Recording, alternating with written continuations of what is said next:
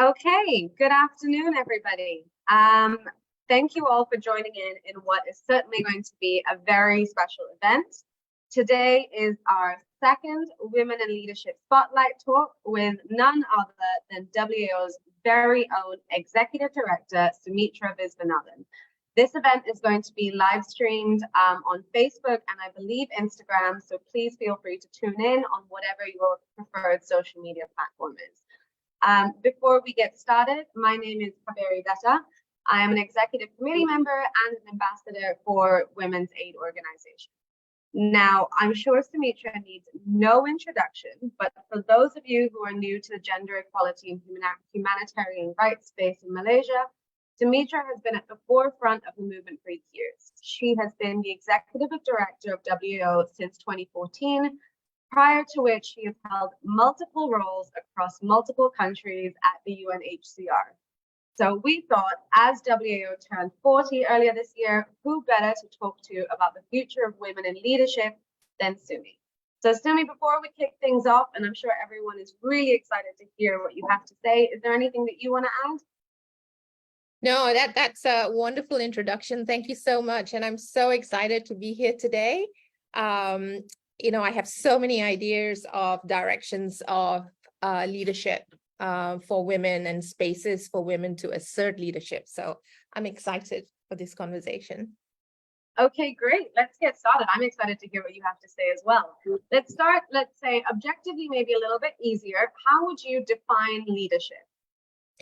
Yeah, so for me, leadership really is about having clarity about what is needed and being able to harness the resources around you. And that includes the people around you to bring everyone in alignment towards a goal that everyone has identified as the critical, the most important, the best prioritized at that time. And the leader is the one who is able to open the discussion, to create a safe space, to ensure inclusivity, and then to, together with everyone, move the initiative or the action towards its completion. So for me, leadership is not hierarchical. It's not about, I have a certain position that puts me in, a higher authority role than everyone else. Leadership really is about taking ownership, working in collaboration, and clarity of thought, clarity of vision, and being able to move things forward. That's leadership. I love that. And you've touched on some really great kind of, and I think perhaps a little bit non-traditional, but I think kind of descriptions of what a leader should be that maybe didn't exist in the past, but as the world changes, absolutely should be more relevant. By kind of like, as a follow-up to that, you mentioned that leadership is not necessarily hierarchical based on position.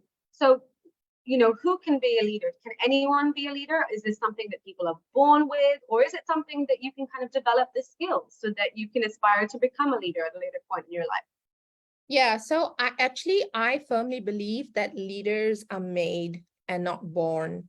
So you may be born with certain attributes or certain proclivities, or born into a certain social strata that gives you access to certain opportunities that assists you to mold and grow and develop in certain ways. But leadership is learned, and someone can be a leader if they find themselves in a situation where there are great examples of leadership, where there's a supportive environment for you to develop and grow your leadership skills and abilities. And I think also very importantly is and this is something also that you need to learn, the capacity for self-reflection, self-analysis, and self-evaluation, so that you throughout your leadership journey will progressively learn about yourself, learn about what's great about you and what you're demonstrating at that point in time, what's not so great about you and what you're demonstrating in that point in time, and then having the strength and courage to learn, change, grow, and develop. And it's a journey that starts, I think, maybe as soon as you develop a sense of personal consciousness, that this is me, I am a person, I am an individual. And I think it continues right up to the grave. There's no such thing as someone who's a great leader every moment of their lives. We all fail in different ways and we all succeed in different ways. What's important is to have an open mind, to be self-reflective, to invite feedback, to listen, grow, change, and improve. I love that. And I think, you touched on something that's really important. It's been quite a divisive point about whether you're born with something or whether there's something you can learn. Personally, going off track a little bit, one of my favorite books recently has been Growth Mindset by Dr. Carol Dweck. And the whole idea between kind of a growth mindset as opposed to a fixed mindset is the idea that, yes, you are born, as you say, with a certain kind of inclination or proclivity for certain attributes or strengths or weaknesses, but these can all be developed. And that's kind of what makes the most kind of importance, the most impact is, you're only looking at yourself, you're not comparing yourself with everyone else, but each day, how do you kind of build on that? Each day, what can you do to increase your strengths and diminish your weaknesses to get from point A to point B? And that's absolutely the same with leadership as well. So I love that that's your perspective, because I don't necessarily think that's one that everyone shares, but I'm firmly in a complete agreement with you on that. Moving into a little bit more of the kind of gender equality space, would you say that there is a difference between men and women in leadership? I don't think there's a difference between necessarily between capability, ability, but there is certainly a difference in environment. There's a difference in support. There's a difference in external perception of an individual and what their capabilities are. There's a difference in how a woman leader is reacted to by others as opposed to a male leader. So I would say that the external factors are different, but ability, potential, talent, I think we all possess that. We all possess that inner voice, that tells you you can get this done. That comes from the same place. But what changes is the environment and all the other external factors that determine your experience of life. That's what changes. And for women, it tends to be less supportive and restricted access to development and support to develop and become a leader in your own right. That's the reality. I think that's incredibly apt, and kind of going off that, and it is very unfortunately true. I remember I once read a study somewhere saying that there were more men named, I mean, don't quote me on this, but I think it was more men named John in board positions in the States than there were women at all. And I think it's a very sad reality that we're living in, but it's a very true one. So kind of building off that, what advice would you have for women in terms of if they want to kind of be a leader, whether that's in the NGO sphere or whether that's in the corporate world? I mean, as someone who's kind of climbed that, figurative ladder, what advice do you have for women? Yeah, so, I would say that, and this is something that I tell everyone across the board, and that is know who you are, understand that your entire life journey is really about that constant education about who you are, what you need, what makes you feel good, what makes you feel validated. So you're constantly needing to know that. And from that knowledge, which will change over time, if what you want is to take a leading role, to have control of your life, your choices, your decisions, that really is the first step. you need to understand, what do you want? What do you want yourself to be? And what do you want to achieve? So we need to go through that whole internal work. It's so critically important. And then I would say that the next thing is, everybody says, believe in yourself and you can do this. But I think what is needed is to find those spaces that allow you to express who and what you are, and which you feel is most likely to give you the opportunity to become the leader that you want to be. That's very, very abstract, but unfortunately, in the world, the country, the society in which we live, we all as women are constantly needing to find and negotiate those spaces for ourselves. Sometimes we have the choice and the ability and the freedom to find those spaces, and sometimes we're constrained in that choice. I want to maybe step back a little bit and talk about the two different spaces that you mentioned, the nonprofit space and then the corporate space. The nonprofit space is about social good and it's about making change, but the nonprofit space is also, gender inequality is also endemic in that space. And, there is a very strong patriarchy. There are, misogynist attitudes adopted across the board. There are very few women nonprofit leaders in Malaysia, for instance, and it is a huge challenge. So regardless of what industry or environment you find yourself, I think, it's really about doing the inner work, about knowing what you want to be, and then just reaching out and trying to find those resources that are going to be supportive of you, to negotiate that space so that you can become or take on the leadership role that brings you joy. It's really hard. It's all very abstract, but it's so hard. Yeah. But I mean, that's the whole point, right? I mean, there's no easy answer to these questions. And I think you've done a really great job of putting into words what I think a lot of women have kind of floating around in our heads, but it's very difficult to kind of conceptualize and make that tangible. And it is also, that there's no blueprint for success, whether that's for men, whether that's for women, regardless what sphere you're in. There is no one way.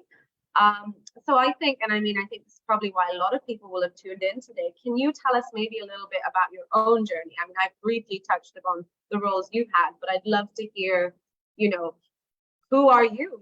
What drives you, and how did that help you get to where you are today? Yeah, so I grew up in a family where the girls were encouraged to have a voice as much as the boy, but again, in terms of the social strata that I was born into and the cultural environment, you needed to be well educated, you needed to be articulate, you needed to be presentable, and actually fundamentally it was about being appropriate marriage material, right? So this is almost, I don't mean to interrupt, but this really reminds me of America Ferrera's speech in Barbie, that whole kind of 2 minute she goes on about what a woman needs to be. And you just kind of Exactly. So you're actually being primed and trained and primed to be that, right? Eventually a great addition to someone else's family. And so I kind of rebelled against that. And what I did is I really focused on the broadening of mind. I was given, I was really lucky. I was, made to read newspapers and Time magazine and and all of this, and then became very world aware. And also the other thing that was great about my family background is there was a very strong tradition of service. And that through service, you justify your existence. You're here on this planet, you're taking up resources, you're taking up space. You need to balance that by bringing. That's such a great way to grow up. Yeah. So service is very important. And I always wanted early on because of like experiences of my extended family, I wanted to work with refugees. And so in uni, I did some refugee law courses, and then I subsequently, applied for a job with the UN, and I mean, against the odds and beyond my expectations, they offered me a job, and that was a very unusual kind of environment that I was exposed to early in life, because when you are in a hardship situation and assisting people who are in need to provide them services, it didn't matter that I was a woman. It didn't matter that I was a young woman. I was there to do a job. I did it, and then I left and went on to the next job. So it was this really artificial construct. And so I actually overtly, I never felt held back because of my gender or because of my youth at the time. It was all about, do you have the knowledge and skills to get the job done? Yes, then do the job. And interestingly, it only became evident as an issue, gender and age, etc., when it was stepping up to the management role. So suddenly there was that broken rung, and suddenly there was that glass ceiling. But you just keep at it, right? You keep at it. Is that I'm really going to do this job well. I am going to put myself in the most dangerous situations that even the men don't want to go to. And so you go that extra mile to prove yourself even more. And then when you get to that management role, you masculinize yourself. So that was my experience. So I would, dress like a soldier, drink vodka neat like the men did after work, and then at some point I thought, why am I doing this? This is not me. If I want to grow my hair long and put on lipstick, I will do that. That doesn't mean I'm doing my job any less well than any of you other guys. So so it's almost like I feel, looking back now, I was kind of tricked into a gender neutral space, that it doesn't matter if you're a woman or you're a man, it doesn't matter. We all get to do the job. But as you maybe grow up and mature and get to higher levels of management, that's when it really hits you. You either be like us, men, or you're not part of the gang. And so, you're not going to come along for the ride with us. So that was very much, my experience there in that context. But again, I mean, my experience was, service. It was service in difficult times. It was protecting people who were most in need. And that gave me such an incredible sense of validation. And the feeling that, and that's what I love about my current job as well. It's the knowledge that you can actually change a person's life for the better if you know what is needed, and you know what is needed if you just ask them. And so that's really kind of like has been my creed. You're in a bad space, I'm here to try to make things better for you. Tell me what you need, and then let me see if that is going to be possible. And so that's really what I do and who I am and why I still do what I do after all these years. And you are an inspiration to so many. But just going back to something you said, you touched upon this moment that I think yourself, but also a lot of other women probably have found themselves in, which is, that kind of almost subconsciously changing, whether it's your outward appearance or your mannerisms, to kind of fit into a male-dominated space. And then you mentioned at one point realizing that you had done that and becoming aware of that and being like, well, why do I need to do that? So did you feel like there was any resistance when you made that decision to be like, if I want to have my hair long, I will. If I want to wear lipstick or makeup, I will. Did you feel that there was resistance from your colleagues or from your superiors when you decided to kind of basically put your foot down and say, well, I don't want to play this game? How was Yeah. that? How was your experience of that?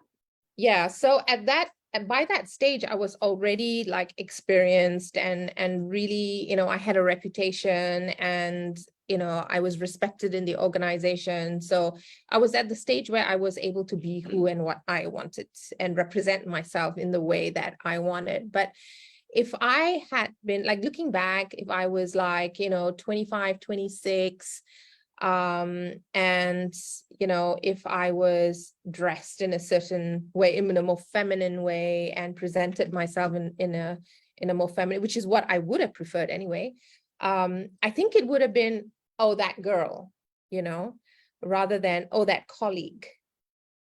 Do you know what I mean? So it's like my femininity would have defined me rather than the fact that I'm a UNHCR staff member. So yeah. So do you think that that's a kind of unfortunate but still very kind of real? I mean, I know to a certain extent that's been my own experience, but do you think that unfortunately that kind of reputation, for especially for younger women who, as you say, haven't quite made it yet in the way that you have, is that kind of an unfortunate reality of the world as it is today? And would you say that that's specifically in Malaysia, or is this something that's still kind of a global phenomenon? I think it happens in most societies, and communities, and I would say that, it's that whole stereotyping, and women face it more than men, depending on what you wear, depending on, what kind of makeup you wear, how the kind of articulation that you make, how you demonstrate your views and thoughts and emotions.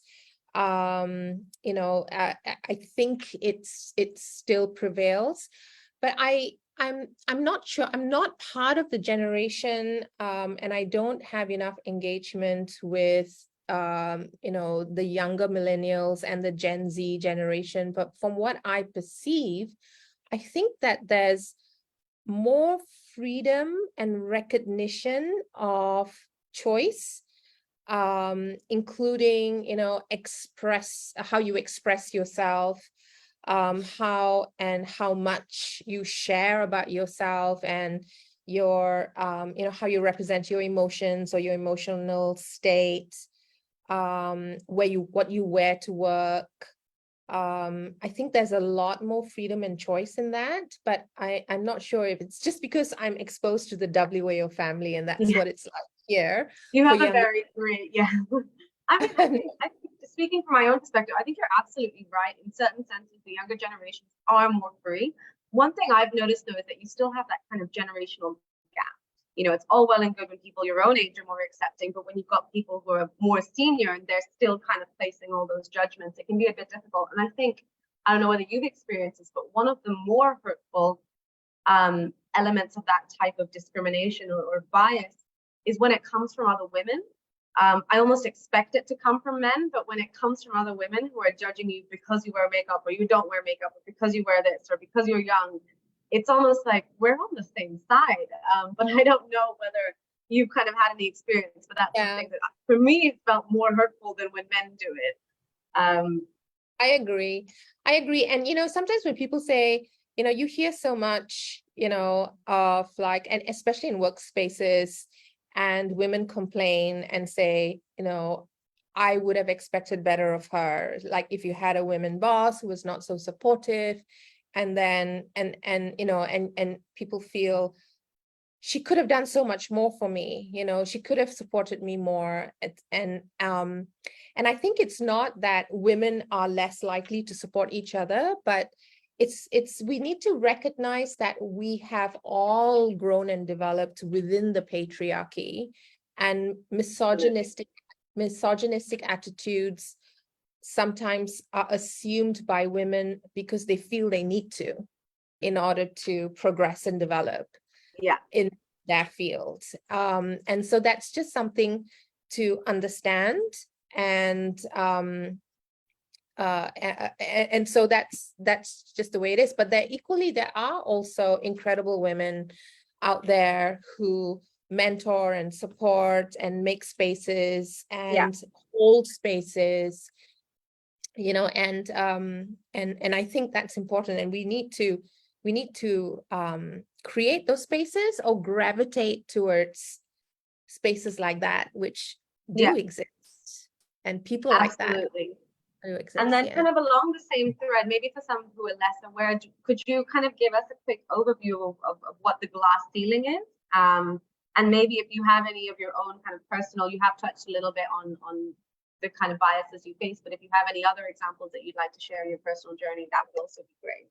Yeah, so I actually like to talk about two things: the glass ceiling and the broken ladder, the broken rung. I don't actually broken rung, so I'm very curious now. Yeah.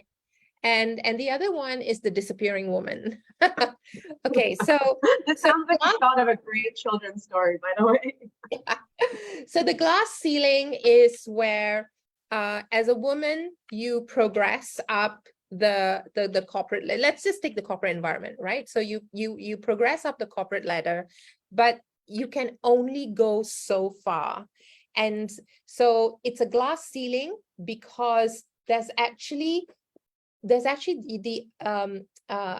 possibility to further move up, right? So that's not the end of the road. It's actually, there are levels and progressions way above that. You can see it, but you cannot achieve it because there is the ceiling. It's glass, you can see it. The men are all up there, and this is just as far as you can go. So that's the glass ceiling, and it's discrimination, obviously, that's, has created that ceiling. The other thing is the broken ladder. So that we have that glass ceiling, and then maybe there's a gap in that ceiling that's made by maybe, supportive company policies, where there's a company-wide gender equality policy, etc. So then they make a little hole in that ceiling, and then they prop a ladder up like that. And so as a woman, you're supposed to climb the ladder. So you're climbing up the ladder, but then suddenly you find that there's one of the rungs is broken. And what's that? That is things like the motherhood penalty, pregnancy discrimination. And okay, so maybe I should explain what the motherhood penalty is. So let's say you and your colleague, your male colleague, and then there's you, and you're working on a project together, and that project includes traveling to another country to make a presentation. Okay, so your colleague is married, he has 2 kids. You're married, you have 2 kids. And your supervisor needs to decide which among you is going to travel to make that presentation. And your supervisor decides the man will go, because if you go, it's going to be problematic for you to find someone to look after your kids. So you don't get it. So that's the motherhood penalty, right? So because you're a mom of young kids, and it also could be things like, these 2 people are being evaluated, and this person is evaluated well. You're not evaluated so well because you've had a few more off days than him. And the reason why you have more off days is because you have young kids and they fall sick, and so you take time off. So you penalize for that. So then you find, oh my God, I know where it is. I can see it. Yes, there's a hole in the ceiling. There is a ladder, but the rungs are broken. So that's where the broken ladder comes from. And the disappearing woman is the one who has faced so much difficulty and discrimination in the workplace that she says, you know what, this is just so not worth it. I'm going to leave and just focus on my kids. And that's the disappearing woman. Do you know what? I'm learning a lot from this. I think glass ceiling is, some people I'm sure still won't know, but you put into words so eloquently, as you were saying, kind of the motherhood penalty, the broken ladder, and like disappearing women. It is just I don't want to make it sound all doom and gloom, but these are a lot of the realities that women, especially women who have leadership goals in mind, will face. And hopefully, as kind of time changes, the ladders will be a little bit more solid, and the glass will be a little bit less thick. But for now, it is still an unfortunate reality.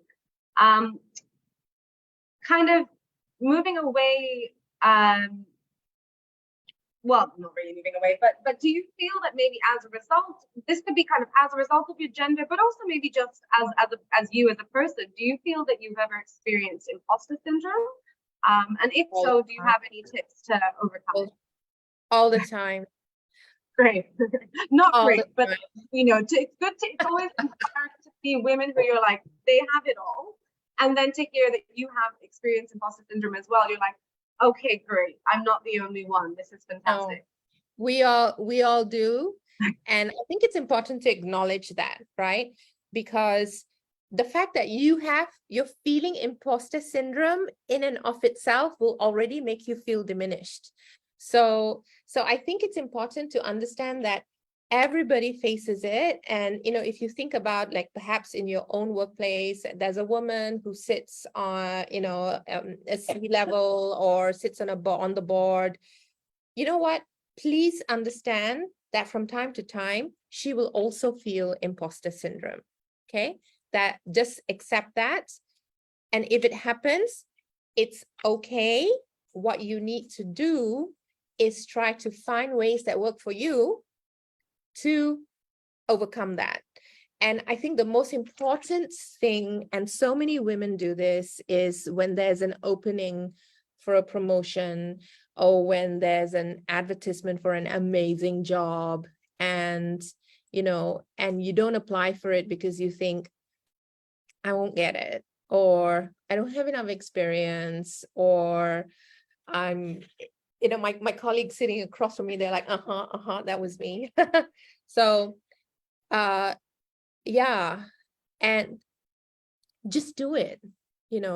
And something that I always tell myself is two things, right? One is, what have you got to lose, Sumitra? Just do it. What's the worst thing that can happen? You get rejected, and if you're rejected, that's fine, you try again. So, and it's easy for me to say, but I've been saying this to myself for years. What's the worst that can happen, Sumitra? Just do it. And the other thing that I always tell myself is, if you don't do it, then you will regret not doing it. So that's my own personal mantra. But absolutely all the time. So, if I like, for instance, I've been on air, on TV, on radio so many times, but I tell you, while I'm sitting there talking, there's always something going on in my head. And it's like, do I really know enough? Am I really the right person to be doing this? Isn't there someone else who'll be able to share better and more rich and more comprehensive information than me? It's always in my head. And it's really about catching that voice, that little goblin, and saying, I have power over you. Please be quiet for a moment while I talk. So, I mean, that's me, that's how I kind of manage it. But I just want to say that the point that I want to put across is, we all feel it, but don't let it control you. Okay? Don't let it control you. And only you will know the best way to take this little goblin and put it away and say, you know what, don't bother me right now. So, yeah. You've touched on something that's so important, and kind of insinuated something that I think a lot about, which, and when you were saying, what's the worst that could happen? I think it goes also into the fact that a lot of people are scared of failure. But recently, I think there's been at least in kind of, a movement almost to redefine failure. It's not this bad thing, I think in the past, we're also scared of it, and we treat it as this, like, you're never going to come back from that. But I think increasingly what we're seeing is, when you put yourself out there, as you say, what's the worst that could happen? You don't get the job, you mess it up, but you learn. One of my favorite podcast, because I'm one of those people, is this How to Fail with Elizabeth Day. And she will, interview all these guests, and a lot of them being women as well. And they're talking about how actually their failures, what they at the time considered to be this huge failure, ended up being this turning point, or at least a lesson learned that then helps them to move on. So I think that's something else that's helpful for people to remember, is that absolute worst case scenario, you mess it up, you learn from it, you figure it out, and you pick yourself back up, Wow, that's Do you powerful. feel that you've had any of those kind of points? Yeah, my God, I've had so many failures. Major failures, actually, projects that don't work, funding that doesn't come through, running a process that, has the wrong outcome, managing or supporting a colleague in a way that really was not the right thing to do for that person.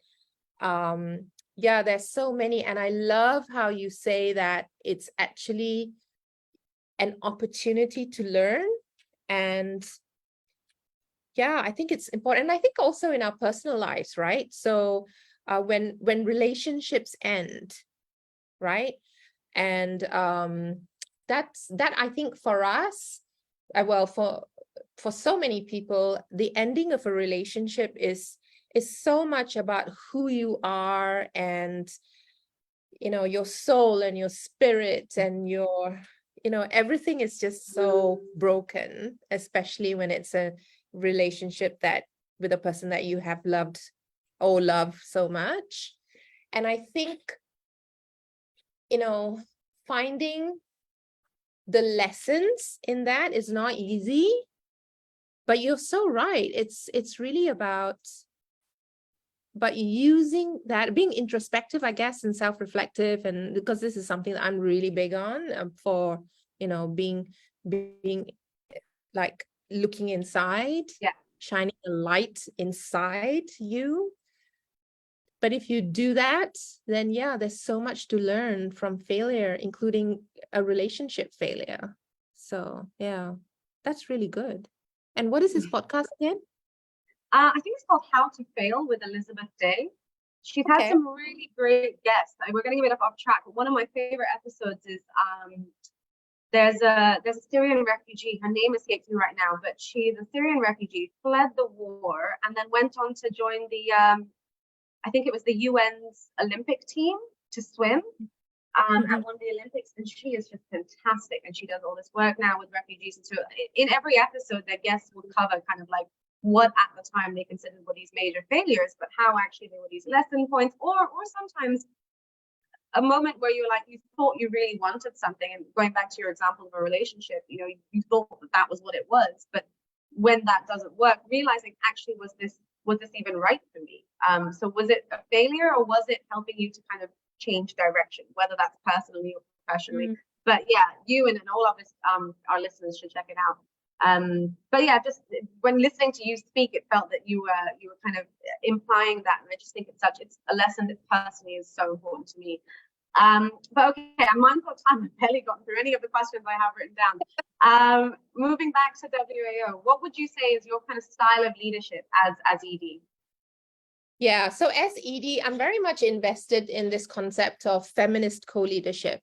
And so, and I always tell colleagues, we all have the space to be leaders, but then telling someone that you have the space to be a leader is not enough. You have to create the space.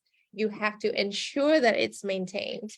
And that means, and maintained as a safe space. And that means everyone within the community, within the staff body, everybody needs to be aligned on creating and maintaining that safe space, right? So my leadership style is about sharing. It's about listening. It's about this overused word, which is empowering, but also giving that lift, that little sort of like that little push back, like, you can go do this interview, you can go speak to this person, you can go to the police station, you can, so and then I think seeing confidence being built is very powerful. So when people start feeling confident that they do have a safe operating environment, there is the space to grow and develop, there is a space to speak up, there is a space to give feedback, there is a space to be emotional, there's a space to be angry, there's a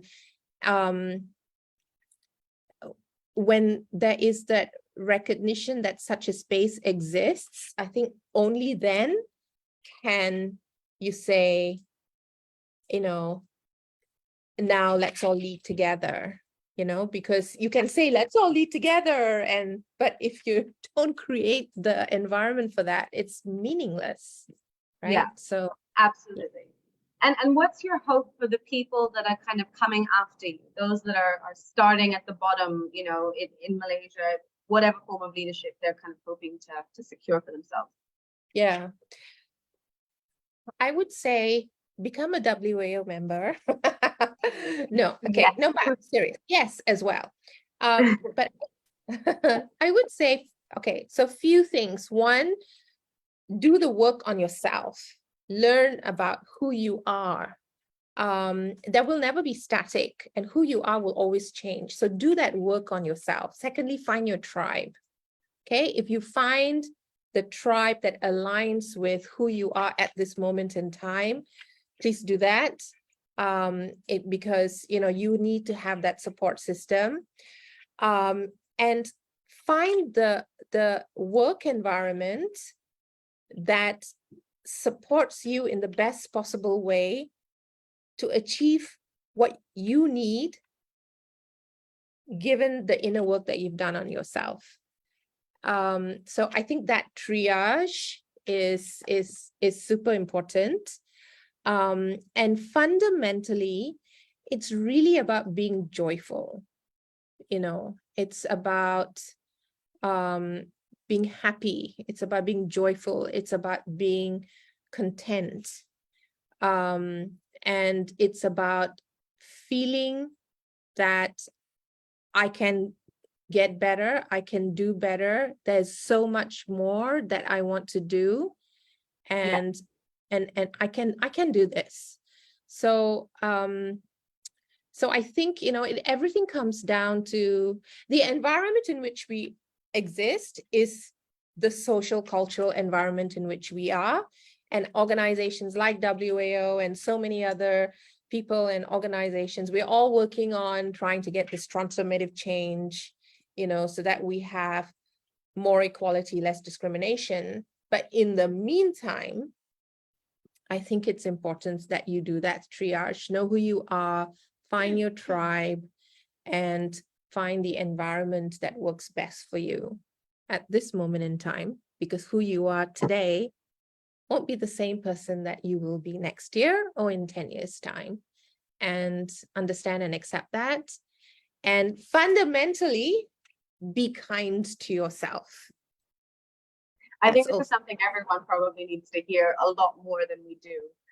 Yeah. I think you touched on this a little bit already in your answer you've just given, but I'd love to hear you elaborate, or if there's anything else. How would you define success as a leader? What does that look like to you? Yeah, it's so or much measure more. Success, maybe not define. Yeah. Okay. You know what? For me, it's about the means. It's not about the end. It's about the means. So and it's not about achieving. It's about who you are, how you act, how you engage in the process. So for me, the process and the people who populate that process, they need to feel supported, happy, joyful, being kind to one another. That is success. So like, for instance, WAO exists to make Malaysia a better country for women. Okay, it's not a better country for women. We did all kinds of things last year. We're doing all kinds of things this year. We're going to do all kinds of things like for the next 40 years. And are we going to make Malaysia better for a better country for women? Yes, progressively, but it's not going to, we're not going to meet that goal overnight. But who we are while we're doing it, who we are to each other, who we are to others, who we are to ourselves, that is success. If we can say, I was the best version of myself. That's I love success. that. Yeah. That is truly just very, very beautiful. Wow, no, I'm learning so much. I feel like this is a great motivational session, and I'm gonna leave here feeling super recharged. It's great. I'm pleased. No, I'm so glad I get to do this. Okay, so maybe speaking from an organizational perspective, you're at the helm of WAO. You know, the organization has just turned 40. What's next? You know, as you say, it's the means. Is there a tangible way, or do you have visions in terms of what you're hoping we're going to do over the next, I don't know, 5, 10, 40 years? What does that look like to you? Yeah.